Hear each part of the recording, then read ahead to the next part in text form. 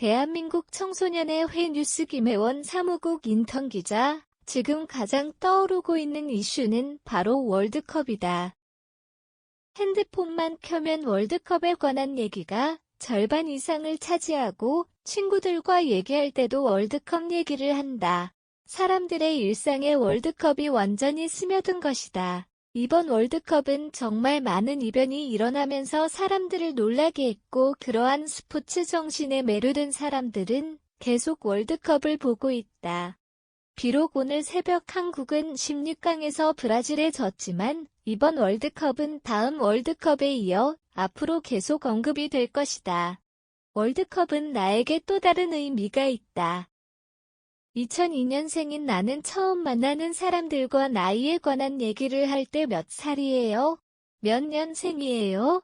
라는 말을 듣고 02년생이에요 라는 답변을 한다. 그러면 사람들은 항상 월드컵 베이비네요? 라고 하며 월드컵을 강조한다.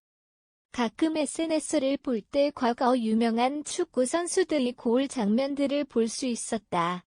TV에서도 축구 선수들이 축구 프로그램을 진행하고 그 프로그램에서 선수들이 정말 대단했다는 얘기를 꾸준히 언급하는 부분에서 2002년 월드컵 때 정말 잘했다는 생각은 하고 있었다.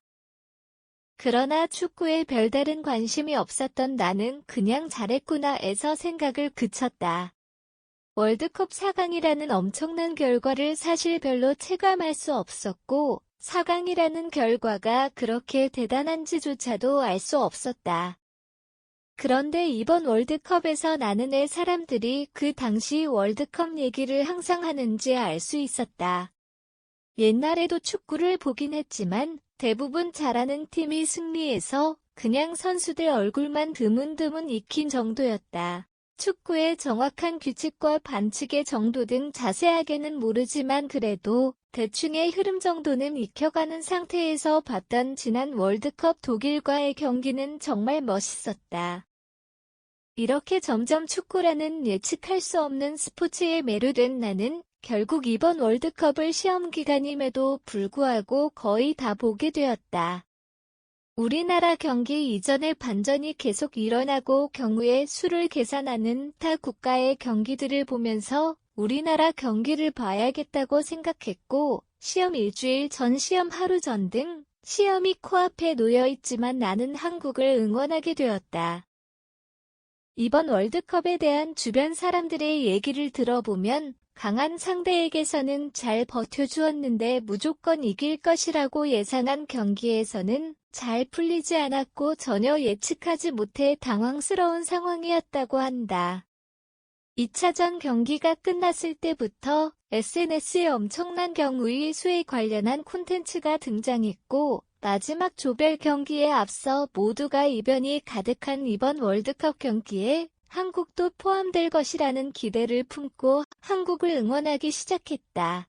당장 8시간 뒤 시험이던 나는 마지막 양심의 가책은 있었는지 교환을 들고 그 밑에 조그맣게 영상을 들어 몰래 훔쳐봤다.